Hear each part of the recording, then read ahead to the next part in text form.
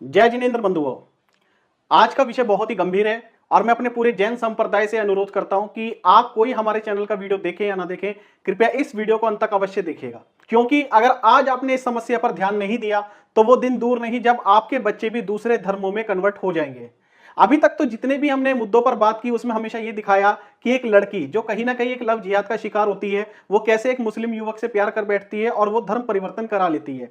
इसके अतिरिक्त हमारे जैन समुदाय जो बहुत छोटा है, बहुत मुट्ठी भर जैन समुदाय है, उसमें समलैंगिक जैसे मुद्दे भी देखने को मिले हैं। लेकिन इससे भी बढ़कर क्या आप कभी कोई इमेजिन कर सकता है, क्या कभी कोई सोच सकता है कि एक जैन समुदाय का व्यक्ति आतंकवादी भी बन सकता है? जी हां, आज का मुद्दा इसी गंभीर विषय पर आधारित है। मुझे नहीं पता आप तक ये कहानी अभी तक पहुंची कि नहीं पहुंची। हमारे देश का बिकाऊ मीडिया इस कहानी को कितना बढ़ चढ़कर दिखा पा रहा है, क्योंकि ये कहानी एक जैन व्यक्ति की, भोपाल में रहने वाला एक व्यक्ति जिसका नाम सौरभ जैन, जो बहुत ही पढ़ा लिखा इंटेलिजेंट व्यक्ति, कैसे कुछ लोगों ने उसका माइंड वॉश करके उसे मुस्लिम बना दिया और उसे ही नहीं, उसके पूरे परिवार को, जिसमें उसके बीवी, 2 बच्चे, उन सबको ही कन्वर्ट कर दिया। अब आप समझ सकते हैं कि मतलब एक पढ़ा लिखा, एक अनपढ़ इंसान की तो बात समझ आती है कि वो इंसान पढ़ा लिखा नहीं है तो वो जल्दी से इन बहकावों में आ सकता है, लेकिन अगर एक पढ़ा लिखा इंसान भी कन्वर्ट हो सकता है तो आप समझ लीजिए कि ये जो साजिश है कितनी बड़े पैमाने पर की जा रही है। मैं अपने कोई विचार रखूं उससे पहले सौरभ जैन जी की जो माता पिता हैं, शांता जैन जी और अशोक कुमार जैन जी, जो भोपाल के निवासी हैं, यहां पर उनका कुछ दर्द और उनका एक वीडियो में आप लोगों से साझा करना चाहूंगा। मेरे एक पुत्र था, बहुत मुश्किल से उसका जन्म हुआ था और हम अशोक कुमार जैन हैं, लेकिन चूंकि मैं जाति व्यवस्था में विश्वास नहीं रखता, इसलिए मैं सर्वधर्म संभावी हूँ। हमारे घर के विचार इतने खुले हैं कि हमने लगभग सभी बच्चों की शादी अंतर समाजी की है। मैं इसको धर्म परिवर्तन नहीं कहता, धर्म तो एक ही है, लेकिन ये पंथ हैं, अलग अलग समय के रास्ते हैं, कोई जिसको जो रास्ता लगे वो चुने। लेकिन सौरभ का 2011 में अचानक मुझे ऐसा लगा कि पटरी से हट रहा है। बहुत समझाने की कोशिश की, 2-2, 4-4, 10 लोगों में हमारी बात हुई, लेकिन वो मेरी बात से इत्तेफाक नहीं रखता था और ये नतीजा ये निकला कि वो एक दिन मुझे किसी ने बताया कि वो मुसलमान हो गया। मैंने उससे पूछा तो वो कहले हाँ हो गया। मेरी हिम्मत नहीं हुई कि भाई कैसे, क्या हुआ क्या नहीं हुआ। पढ़ने में कैसे बहुत बढ़िया था और इतना कहना मानता था कि हमसे कहता, माँ तुम जैसी लड़की से शादी करोगे मैं तैयार हूँ, अंधी लंगड़ी लूली बस तुम्हारी खुशी के लिए, सब कुछ क्या, झूठ नहीं बोलता था। और मतलब हालत खराब थी इनकी, लेकिन इन्हें बहुत बड़ा मकान और ये इनकी सब हालत तो छुपाता था कि माँ घबरा जाएंगी, बहुत छुपाता था हमसे कि माँ घबरा जाएंगी, बीमार हो जाएंगी, कुछ हो जाएगा, पापा को होगा, माँ को हो जाएगा, इसलिए वो बहुत छुपाता था। वही इसमें सब जगह वो उसके साथ रहते थे। किसर जाती में कहीं रास्ते में मुझे पकड़ कर नहीं कुछ कर सकते थे, ये तो खतरनाक लोग है ना, इसलिए। तो मित्रों, आपने देखा कैसे शांता जैन जी, जो सौरभ जैन जी की माता हैं, कैसे फूट फूट कर रो रही हैं कैमरे के आगे और वो कह रही हैं कि किसी तरह से बस आप हमारा बच्चा वापस ला दो, जो कि अभी दूर दूर तक मुमकिन नहीं दिखाई देता। और ऐसा मैं क्यों कह रहा हूं, उसके भी पीछे बड़े 2 कारण हैं। एक तो उस व्यक्ति का पूरी तरह से माइंड वॉश हो चुका है, वो कहीं ना कहीं ये समझता है कि एक इस्लाम धर्म ही दुनिया में सर्वोपरि है, एक यही सच्चा धर्म है, बाकी सब लोग काफिर हैं, सब बुरे लोग हैं और यही इस्लाम की सबसे बड़ी एक हिंसा की जड़ है। अभी तक इस्लाम के माध्यम से जितने भी मंदिरों को तोड़ा गया, आप आज का इतिहास नहीं है, जब से इस्लाम धर्म का जन्म हुआ है तब से आप ये उठाकर देख लो, इस्लाम धर्म ने हमेशा मशीनरी का काम किया है, लोगों को कन्वर्ट करने का काम किया है, और जो लोग खुशी से कन्वर्ट नहीं हुए उन्हें जबरन मारा गया, कत्ल किया गया। और ये बात मैं नहीं, आप इतिहास के पन्ने उठाकर देख लो, आपको बहुत सारे धर्मों के साथ आपको लाखों लाखों करोड़ों लोगों का ऐसा बलिदान देखने को मिलेगा कि जिन्होंने धर्म परिवर्तन नहीं किया गया, उनके सर को कलम कर दिया गया। लेकिन अब हम एक डेमोक्रेटिक कंट्री में रहते हैं जहां पर हिंदू समाज की आबादी ज्यादा है, तो यहां पर यह रणनीति काम नहीं आ सकती कि आप जबरन किसी को कन्वर्ट कर लें। तो उसके लिए दूसरा तरीका क्या अपनाया जाता है, उसका माइंड वॉश करना, जाकिर नायक जैसे आतंकवादियों की वीडियो दिखाना कि किस तरह से वो लोगों को माइंड वॉश करता है। वो बताता है कि ये देखो मुस्लिम धर्म कितना पवित्र धर्म है, कितना बड़ा धर्म है, और हम एक को मानते हैं और ये करते हैं और वो करते हैं। इस तरह की तमाम घिनौनी बातें वो अपनी वीडियो में साझा करता है और हम जैसे मूर्ख लोग उसकी वीडियो को देखकर उस पर व्यूज बढ़ाते हैं, उसे और प्रमोट करते हैं। और यहां पर मेरी सबसे बड़ी शिकायत है सौरभ जैन जी के पिता अशोक कुमार जैन जी से। ANI पर जब मैंने उनका इंटरव्यू देखा तो आप खुद सुन सकते हैं कि उन्होंने क्या बात कही। उन्होंने कहा कि इस्लाम धर्म तो काफी सच्चा धर्म है और इस्लाम धर्म का पर ये रास्ता नहीं है। वो खुद कहीं ना कहीं वीडियो में अभी भी इतना सब कुछ लूट जाने के बाद भी डिप्लोमेटिक बातें कर रहे हैं, और यही इनकी सबसे बड़ी जड़ है। मैं ये मानता हूं कि अशोक जी, अगर आप मेरा वीडियो देख रहे हो तो छोटा मुंह बड़ी बात, मैं क्षमा प्रार्थी हूं, लेकिन आपको शायद हो सकता है मेरी बात कड़वी लगे, लेकिन कहीं ना कहीं आप भी उतने ही दोषी हो अपने बच्चे को खोने में। क्योंकि आप जैसे लोग ही जो ये लिबरल विचारधारा से प्रेरित होते हैं कि सभी धर्म एक है। सभी धर्म एक कैसे हो सकते हैं, मुझे बताएं आप। सभी जैसे इंसान एक नहीं हो सकते, सभी मौसम एक जैसे नहीं हो सकते, उसी तरह से सब धर्म एक जैसे कभी भी नहीं हो सकते। और जहां तक जैन धर्म का प्रश्न है, तो जैन धर्म में तो ये कहा जाता है कि आप स्वयं एक दिन भगवान बन सकते हो अपनी तपस्या से, अपनी साधना से, अपना अगर आप सब कुछ त्याग दो उससे। और ऐसे हमारे तीर्थंकर जो बने हैं वो भी मानव गति में पैदा हुए, मनुष्य गति में, और उसके बाद वो भगवान बने। भले हम पंचम काल में मोक्ष नहीं जा सकते, लेकिन हमारा धर्म का कंसेप्ट सभी धर्मों से बहुत अलग है। भगवान हमें ये नहीं कहते कि आप हमें पूजो, वो ये कहते हैं कि जैसे मैं मोक्ष को प्राप्त हुआ, आप भी अपनी तपस्या साधना से मोक्ष को प्राप्त हो सकते हो। इसके अतिरिक्त ऐसा कौन सा धर्म है जो ये बात कहता है? सभी ये कहते हैं आप हमें पूजो, आप हमारे दर्शन करो, हम आपकी मनोकामनाएं पूरी करेंगे, भले ही वो आपको हिंसा करना ना सिखाता हो। लेकिन जहां तक इस्लाम धर्म का सवाल है, ये तो पूरी तरह से हमसे अपोजिट है। हम लोग व्रत प्यास करते हैं, ये रोजा करते हैं। हम जहां दिन छिपने के बाद अन्न का एक दाना नहीं खाते, ये दिन छिपने के बाद ही खाना शुरू करते हैं। तो आप कैसे किसी धर्म को अपने धर्म से उसकी तुलना कर सकते हैं, उसे समान बता सकते हैं? ये आपकी डिप्लोमेटिक बातें, ये आपकी डिप्लोमेटिक विचारधारा, और आप जैसे लोगों की सबसे ज्यादा, आप आज की डेट में ये केस उठाकर देखें, आंकड़ा उठाकर देखें, केरल स्टोरी अगर आपने फिल्म देखी हो, मैं आप सभी लोगों से कहना चाहूंगा, उसमें भी वो लड़की अपने बाप से शिकायत करती है इस बात में, कहती है अपने पिता से कि अगर पिताजी आपने हमें पश्चिमी सभ्यता की तरफ ना ढकेलते हुए, हमें ज्यादा एजुकेटेड ना करते हुए, अगर आपने हमें संस्कार सिखाए होते, अपने धर्म के बारे में जानकारी दी होती, तो शायद आज हमारा ये हश्र ना हुआ होता। और अशोक जी, आप माने या ना माने, जितना आपने अपने बच्चों को पढ़ाने पर जोर दिया, क्या आपने उतने ही उनमें संस्कार डालने पर जोर दिया? क्या आपने उन्हें उतना ही शिक्षित किया अपने धर्म से? आचार्य विद्यासागर जी की आपकी धर्मपत्नी परम भक्त हैं, आप भी शायद उनके दर्शन करने कभी गए होंगे। क्या आपने इस चीज को समझा कि हमें अपने बच्चों में भी वो संस्कार डालने हैं?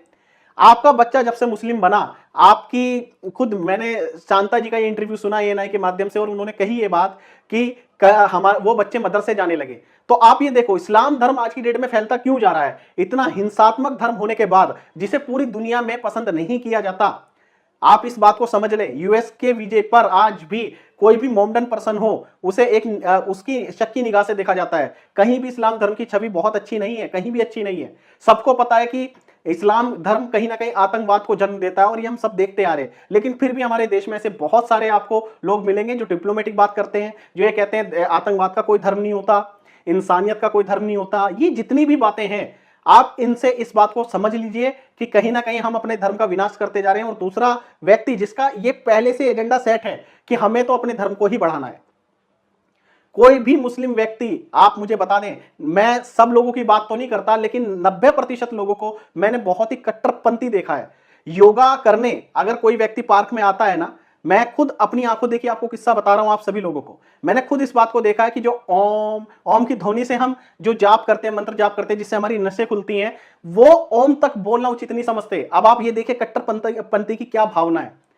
आप समझ रहे हैं मैं क्या कह रहा हूं? जो आप ये सोच रखते हैं ना कि सभी धर्म एक जैसे हैं। आपने अपनी शायद लड़कियों के बारे में भी बताया कि उन्होंने भी इंटरकास्ट मैरिज की, वो भले हिंदुओं में की होगी, लेकिन कहीं ना कहीं आपकी ये जो लिबरल्स वाली विचारधारा है, इसी का परिणाम कहीं ना कहीं आज आप भी और हमारे जैसे और भी बहुत सारे जैन परिवार भुगत रहे हैं। जो भी लोग पढ़ लिख जाते हैं ना, पता नहीं वो क्यों अपने धर्म और संस्कार को भूलकर लिबरल्स वाली विचारधारा को अपना लेते हैं।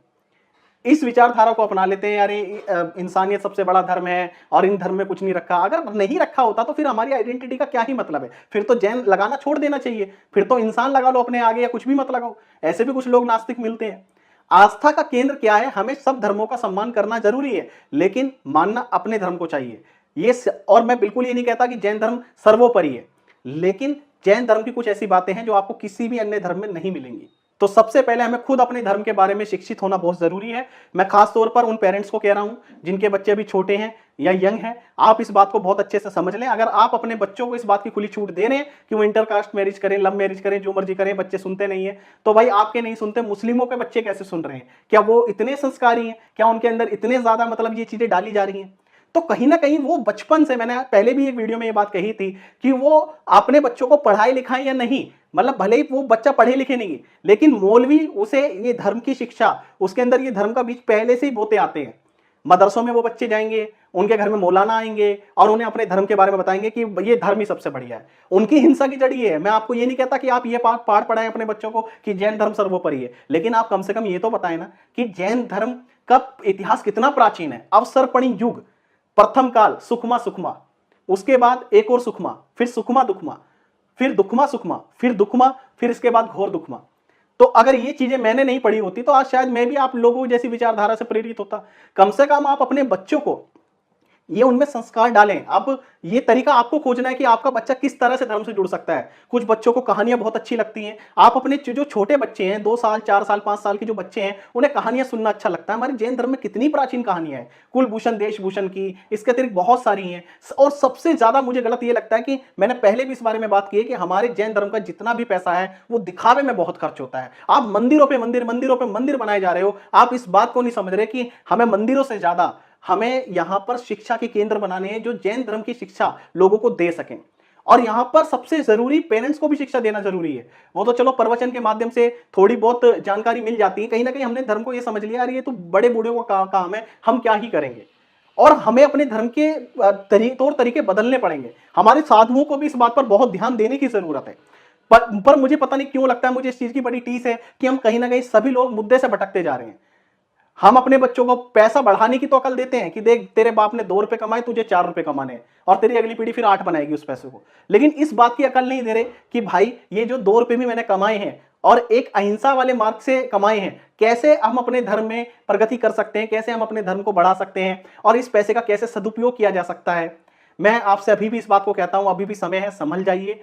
आपसे अभी भी कह रहा हूं, अपने धर्म को अगर आप लोगों को बचाना है, जितने भी लोग इस वीडियो को देख रहे हैं, आज से संकल्प लीजिए कि आप कहानियों के माध्यम से बच्चों को छोटे छोटे लालच देने के माध्यम से अपने धर्म से जोड़िए। अगर कोई आपका बच्चा जिद करता है किसी चीज के लिए तो आप उसे कहो कोई बात नहीं है, मैं तेरी ये बात मानूंगा, तू मंदिर जा, तो डेली मंदिर जाया कर। बच्चों में धीरे धीरे पॉजिटिविटी डालो कि देख तेरा ये काम नहीं हो पाया ना, तो कहीं ना कहीं देख तुझे मंदिर जाना चाहिए, शायद तेरा ये काम भगवान बनवा दे। थोड़ा मतलब आप इस चीज को एक पिछड़ी हुई सोच मत समझिए, आप समझने का प्रयास करें मैं क्या कहना चाह रहा हूं, मेरी भावना क्या है। ये कहीं ना कहीं अशोक कुमार जी, आप बहुत आपको सुनकर बुरा लगेगा, लेकिन मैंने आपका वीडियो देखकर ये कहीं ना कहीं महसूस किया और समझा कि इसमें आप भी उतने ही दोषी हैं।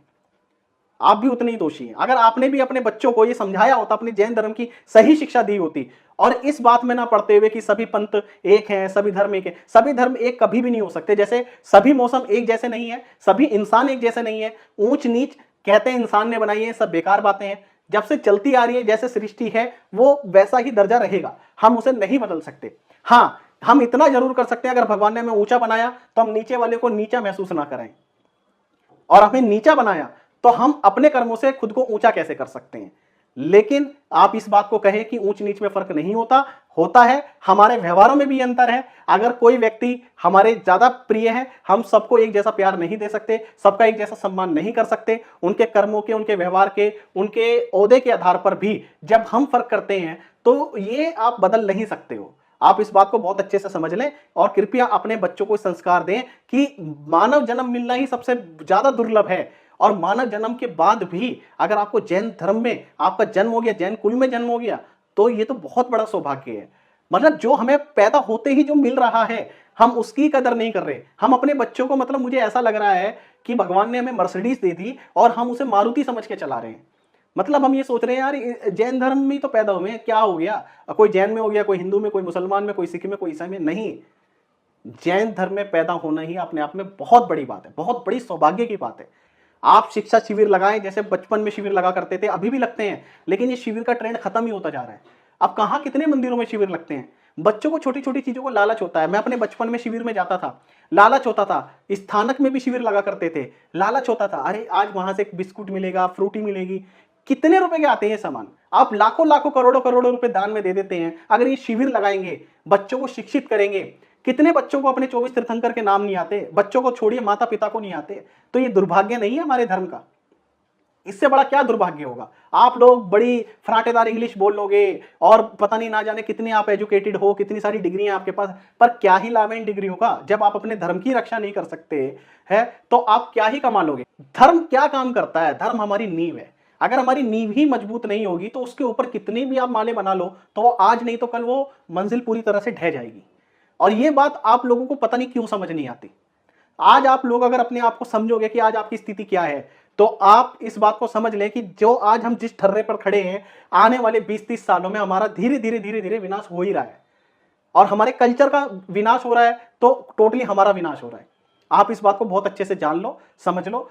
पैसा ही कमाना कुछ नहीं होता। मैं ऐसे बहुत सारे लोगों को जानता हूं जिनके बच्चे बहुत ज्यादा पढ़ लिख लिए, कोई अमेरिका में सेटल है, कोई बर्लिन में, कोई जर्मनी में, कोई कनाडा में, और आज वो अपने माँ बाप तक को नहीं पूछते। क्यों? क्योंकि अगर आपने उन्हें अच्छे टाइम पर संस्कार दिए होते, अपने धर्म से जोड़ा होता, तो वो इस बात की वैल्यू करते। जब आपने उनको बचपन से अपब्रिंगिंग इस तरह की करी है कि बस आपको पैसा कमाना है, अच्छा स्टेटस पाना है, तो आप ये समझ लो कि आप जिस पेड़ पर बैठे हो आप उसी पर कुल्हाड़ी चला रहे हो। जैन धर्म बहुत प्राचीन धर्म है और आज कहीं ना कहीं हम सभी की जिम्मेदारी बनती है अपने धर्म को फैलाने की, अपने बच्चों को अपने धर्म से शिक्षित करने की। भले ही आपका बच्चा 2 क्लास कम पढ़े, लेकिन इस बात को समझ लें, अपने बच्चों को धर्म से जोड़ें और कहानियों से जोड़ें। इतनी अच्छी अच्छी कहानियां हैं। हो सका तो भविष्य में मैं भी कुछ अपने चैनल के माध्यम से ऐसा कुछ शुरू करूं जो आपको एक नई कहानी रोज हम अपने चैनल के माध्यम से दें। लेकिन फिलहाल के लिए बस मैं ये कह सकता हूं कि जितने भी मंदिर के पदाधिकारी हैं, हमारे तीर्थ क्षेत्र चलाने वाले लोग हैं और जितने भी जैन संस्थाएं हैं हमारी, वो आज से इस बात का बीड़ा उठाएं कि हम भले ही कोई और चीज में पैसा खर्च करेंगे या नहीं करेंगे, लेकिन इस चीज पर हम जरूर जोर देंगे और आज से ही हम शिक्षा शिविर पर काम करेंगे। अभी बिल्कुल भी 10 लक्षण आते हैं तो उस टाइम पर हम सभी धार्मिक बन जाते हैं, उस टाइम हमारे अंदर एक धर्म का वो आ जाता है। लेकिन ये चीजें 12 महीने कंटिन्यूटी में रखने वाली है। आप समझ रहे हैं? ये शिविर ऐसे नहीं है कि जब मन करा जब चला लिया, 10 दिन के लिए चला लिया। हर महीने में हर कुछ ऐसा एक कंटिन्यूटी में, और ये हमारे जैन मुनियों को सोचना चाहिए क्योंकि जैन मुनि हमारे लीडर हैं। लेकिन आजकल मैं देखता हूं, ये बहुत ही दुर्भाग्य की बात है कि हमारे लीडर ही खुद रास्ते से भटक रहे हैं। उन्हें सिर्फ अपने मठ चमकाने की चिंता रहती है कि मैं इतना बड़ा मठ बनाऊंगा कि लोग मेरे जाने के बाद याद रखेंगे, मेरी इतनी बड़ी प्रतिमा लगेगी वहां पर, ऐसा होगा वैसा होगा। आप बुरा मत मानिएगा, लेकिन ये हमारा दुर्भाग्य है। हमारा धर्म सबसे प्राचीन धर्म है और आपको इस बात की कदर करनी चाहिए। अगर आप नहीं करेंगे तो आप समझ लीजिए कि वो दिन दूर नहीं जब आपके घर के बच्चे भी मुस्लिम या अन्य धर्म में कन्वर्ट हो जाएंगे। यदि आप भी मेरी इस बात से सहमत हैं तो सभी जैन ग्रुप में ये वीडियो पहुंचना चाहिए और इसी के साथ आप लोग भी अपने विचार जरूर साझा करें कि अपने धर्म को बचाने के लिए, उसे बढ़ाने के लिए हमें और कौन कौन से कदम उठाने चाहिए।